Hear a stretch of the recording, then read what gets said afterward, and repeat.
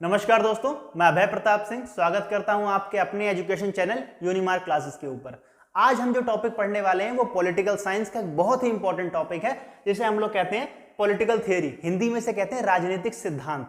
आप चाहे यूपीएससी का एग्जाम देने वाले हैं, यूजीसी नेट का एग्जाम देने वाले हैं, बीए पॉलिटिकल साइंस का एग्जाम देने वाले हैं या फिर एमए पॉलिटिकल साइंस का एग्जाम देने वाले हैं, ये टॉपिक आपके लिए बहुत ही इंपॉर्टेंट टॉपिक होने वाला है। तो आइए बिना देर किए शुरू करते हैं पॉलिटिकल थ्योरी। देखिए, पॉलिटिकल थ्योरी जैसा नाम से समझ में आ रहा है, इसमें दो शब्द हैं, पॉलिटिकल और थ्योरी। ठीक है, अब पॉलिटिकल का मतलब क्या होता है, ये शुरू से ही अगर हम बात करें पॉलिटिकल, तो पॉलिटिकल शब्द सीधा सीधा पॉलिटिक्स से जुड़ा हुआ है।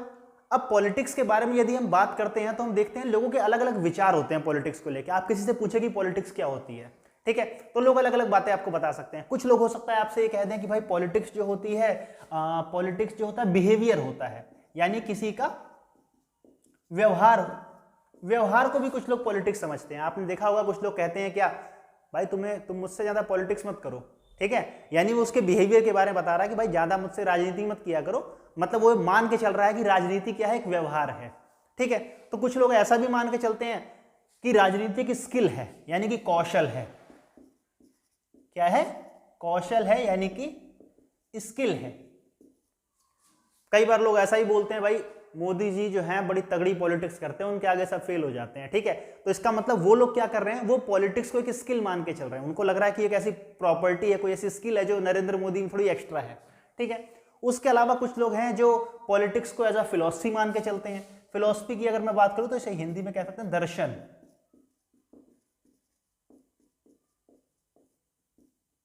ठीक है, तो कुछ लोग दर्शन मान के चलते हैं। कुछ लोग कहते हैं चाणक्य बहुत बड़े राजनीतिज्ञ थे, राजनीति के बहुत बड़े ज्ञाता थे, अरस्तु बहुत बड़े राजनीतिज्ञ थे, सुकरात बहुत बड़े राजनीतिज्ञ थे। तो इसका मतलब वो लोग क्या मान के चल रहे हैं, वो लोग ये मान के चल रहे हैं कि पॉलिटिक्स एक दर्शन का विषय है। लेकिन अब हमारे सामने प्रश्न ये खड़ा होता है कि क्या ये वास्तव में इन तीनों में से कोई एक चीज है या फिर ये तीनों ही चीजें हैं। ठीक है, इसी बात पर जब विचार किया गया तो ये कोई हम विचार आज का विचार नहीं है, नया विचार नहीं है। इस बात के ऊपर कई सदियों से इस पे विचार चल रहा है। अगर शुरुआत की बात करूं तो इसकी शुरुआत होती है यूनान से। आपको पता होगा यूनान के जो यूनानी विचारक थे, वहां से लेकर के लगभग 18वीं सदी तक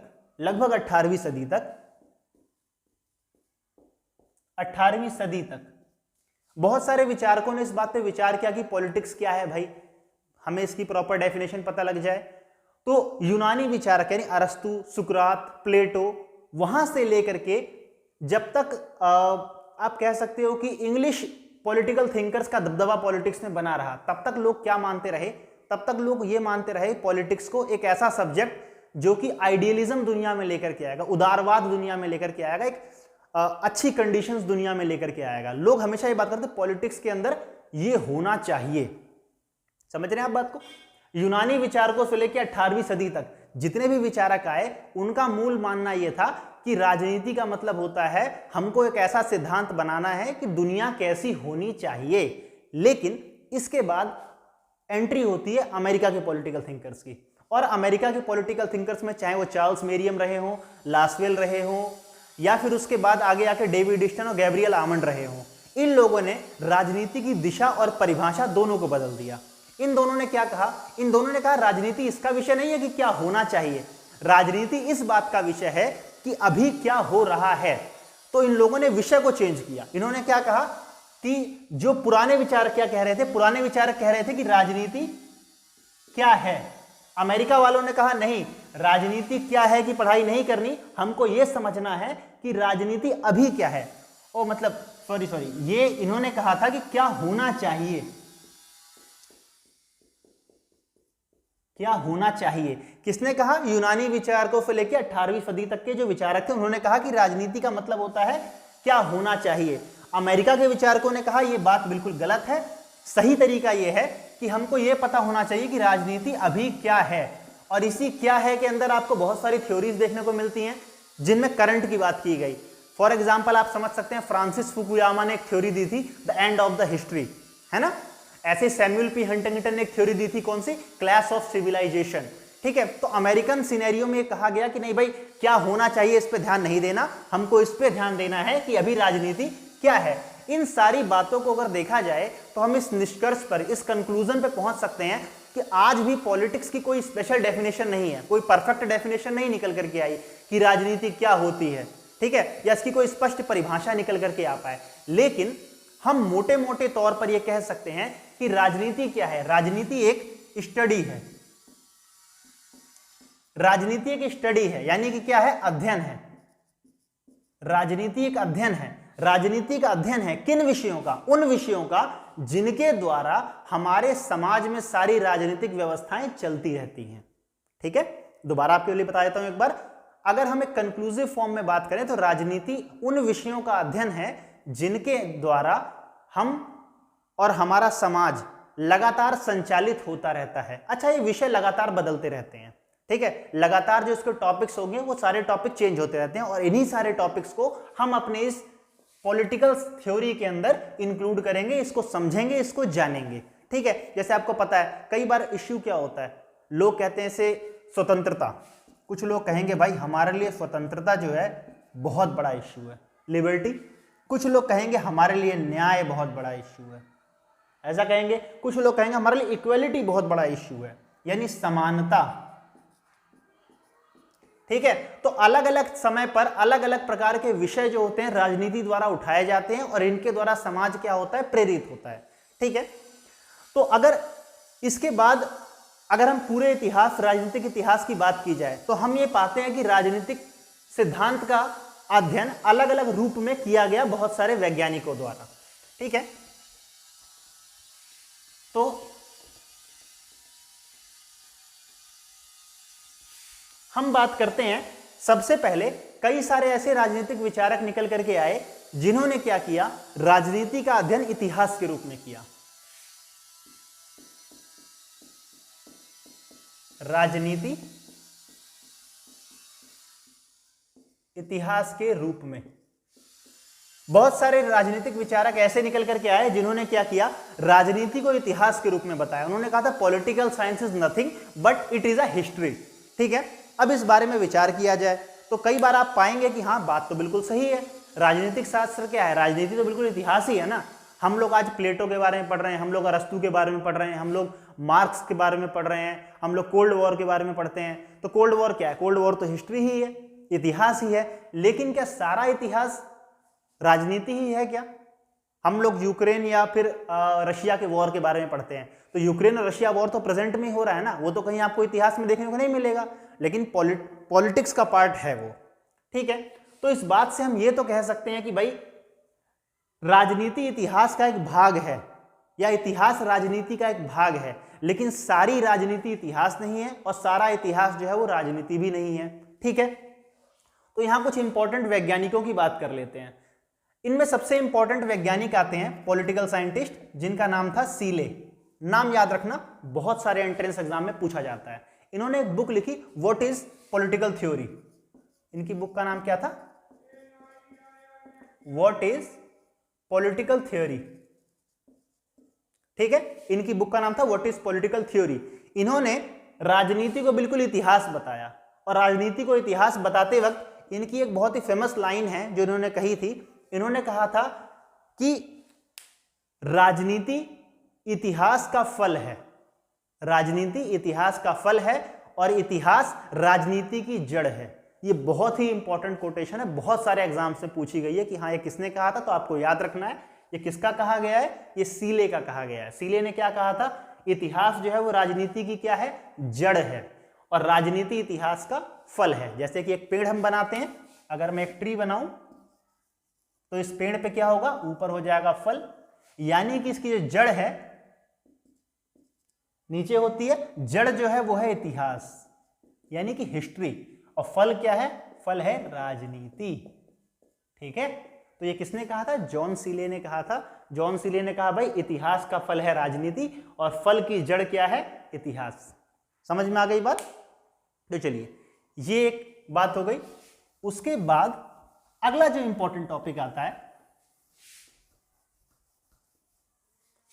कुछ लोग ऐसे भी आए इन्होंने कहा कि भाई पॉलिटिकल साइंस जो है वो क्या है, वो दर्शन का विषय है।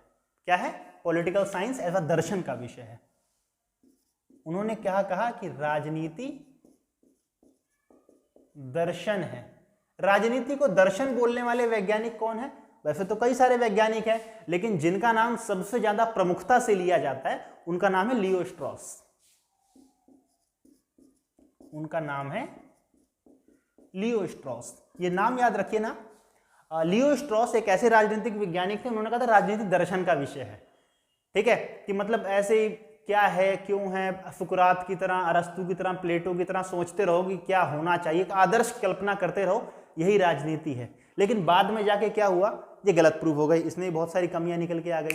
भाई प्रेजेंट की पढ़ाई भी तो करनी पड़ेगी ना, हर चीज दर्शन के भरोसे तो आप नहीं छोड़ सकते। तो इसलिए राजनीति पूरी तरह दर्शन नहीं है, लेकिन फिर से वही कहूंगा मैं, दर्शन भी राजनीति का एक भाग है। ठीक है, तो राजनीति में कुछ इतिहास है, कुछ दर्शन है, उसके अलावा कुछ एक नए वैज्ञानिक आए जो बाद में अमेरिकन के आने के बाद, जब अमेरिका वाले पॉलिटिकल साइंस में आए तो अमेरिका वालों ने कहा कि भाई हम पॉलिटिकल साइंस को ना बिल्कुल साइंस बना देंगे। ठीक है, पॉलिटिकल साइंस को बिल्कुल साइंस बना देंगे, सोशल साइंस नहीं छोड़ेंगे, बिल्कुल साइंस बना देंगे। तो साइंस में आपको पता है क्या होता है, यूनिवर्सल लॉज होते हैं, है ना। जैसे अगर आप न्यूटन के 3 लॉ की बात करेंगे जो कि साइंस में हम पढ़ते हैं, तो न्यूटन के 3 लॉ अमेरिका में भी वही 3 लॉ होते हैं, इंग्लैंड में भी 3 लॉ होते हैं, पाकिस्तान में वही 3 लॉ रहेंगे और इंडिया में भी 3 लॉ रहेंगे। ठीक है, तो लेकिन क्या पॉलिटिकल साइंस का मतलब वही रहता है क्या? अगर मैं इक्वेलिटी की बात करता हूं तो अमेरिका में जो एक महिला है, वुमेन है, वो इक्वेलिटी की जब डिमांड करेगी तो इक्वेलिटी में क्या कहेगी, भाई हमको बाहर में जाना है। ठीक है, वो ये डिमांड करेगी। सऊदी अरब में जब एक औरत इक्वेलिटी की बात करेगी तो क्या कहेगी, बोलेगी हमको घर से बाहर ही निकलने दो, यही हमारे लिए इक्वेलिटी हो जाएगी। तो एक ही चीज का मतलब पॉलिटिकल साइंस का वो जगह बदलने के साथ साथ ही बदल जाता है। ठीक है, जो कि सोशल मतलब जो कि नॉर्मल साइंस के अंदर नहीं होता। तो कुछ ऐसे वैज्ञानिक आए जिन्होंने क्या किया, उन्होंने कहा कि भाई राजनीति क्या है, उन्होंने कहा भाई राजनीति विज्ञान है। राजनीति विज्ञान के रूप में उन्होंने पढ़ना शुरू किया।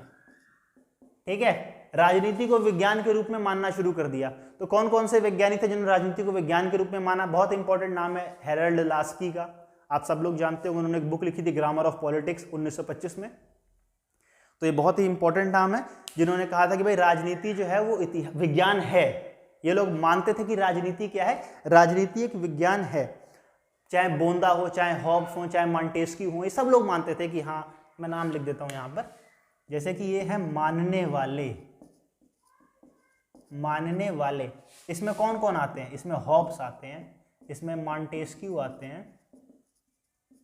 ठीक है, इसमें लास्की आते हैं। इन सब लोगों ने क्या कहा था, इन सब लोगों ने कहा हाँ भाई पॉलिटिकल साइंस भी एक साइंस है। ठीक है, लेकिन वहीं पर कुछ लोग ऐसे भी आ गए थे जिन लोगों ने कहा था नहीं नहीं फालतू बकवास कर रहे हैं, पॉलिटिकल साइंस साइंस वाइंस नहीं है, वहां कुछ और है, वहां कुछ और है, कैसे साइंस हो गई ऐसे। ठीक है, तो ऐसे भी कुछ लोग थे जो नहीं मानने वाले थे, नहीं मानने वाले। तो पॉलिटिकल साइंस को साइंस नहीं मानने वाले भी लोग थे। इनमें जो सबसे इंपॉर्टेंट नाम आता है वो है मैटलैंड, मैटलैंड, बकल,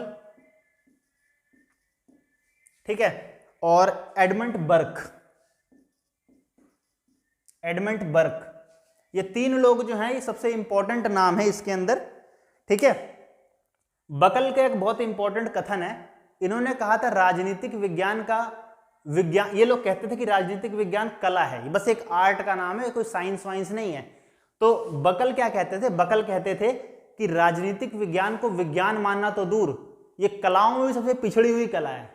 ठीक है, इसे साइंस मानना तो बहुत दूर की बात है, आर्ट्स में भी सबसे पिछड़ा हुआ आर्ट जो है वो पॉलिटिकल साइंस है। आपका समझ में आ गई बात। मैटलैंड ने क्या कहा था, मैटलैंड ने कहा कि जब भी मेरे पास कोई क्वेश्चन पेपर आता है ना और मैं उसके ऊपर पॉलिटिकल साइंस देखता हूं लिखा हुआ, तो मुझे तो उस हेडिंग के ऊपर हंसी आती है, बहुत दुख होता है उस मतलब उसके ऊपर, टॉपिक के ऊपर, कि आप पॉलिटिकल साइंस को पॉलिटिकल साइंस क्यों लिख रहे हो, साइंस कहाँ है भाई इसके अंदर। ठीक है, तो बहुत इंपॉर्टेंट कथन है। बर्क ने क्या कहा था, बर्क ने कहा था जैसे हम सौंदर्य शास्त्र को सौंदर्य साइंस नहीं बोल सकते, वैसे हम पॉलिटिक्स को भी पॉलिटिकल साइंस नहीं बोल सकते, बस ये राजनीतिक शास्त्र है, राजनीतिक विज्ञान नहीं है। ठीक है, तो इस प्रकार से हम कह सकते हैं, ओवरऑल कंक्लूजन में निष्कर्ष इस प्रकार से निकाला जा सकता है कि पॉलिटिकल साइंस जो है वो एंशिएंट टाइम से लेके आज तक क्या हो रहा है कि बहुत सारे इसमें टकराव रहे हैं विचारों के, कई प्रकार के भिन्न भिन्न विचार इसके अंदर आए, भिन्न भिन्न परिभाषाएं इसके अंदर आई, और ये समय के साथ साथ बदलता रहा अपने आप को। आज भी हम किसी नॉर्मल निष्कर्ष पर नहीं पहुंचे हैं, लेकिन इसके अंदर आने वाले जितने भी विषय हैं, चाहे स्वतंत्रता हो, समानता हो, अधिकार हो, न्याय हो, कर्तव्य हो, राष्ट्रवाद हो, फांसीवाद हो, ये सारे विचार आज भी उतने ही प्रासंगिक हैं जितने में पहले थे और ये समय के साथ साथ बदलते रहे। इसीलिए ये राजनीति का एक बहुत महत्वपूर्ण विषय बन जाता है। इन सारे विषयों के बारे में हम डिटेल में जानेंगे और आप भी अगर यदि इनको जानना चाहते हैं और इस पूरे सभी विषयों के बारे में पढ़ना चाहते हैं तो हमारे चैनल से जुड़े रहिए। नीचे सब्सक्राइब का बटन दिया गया है, उस चैनल को सब्सक्राइब करना बिल्कुल मत भूलिएगा। और अगर आप इसके नोट्स चाहते हैं तो आपको डिस्क्रिप्शन बॉक्स में एक लिंक दिया गया है, वहां पे आपको इसके हैंड रिटन नोट्स मिल जाएंगे। आप डिस्क्रिप्शन बॉक्स में जाके डाउनलोड कर सकते हैं। धन्यवाद।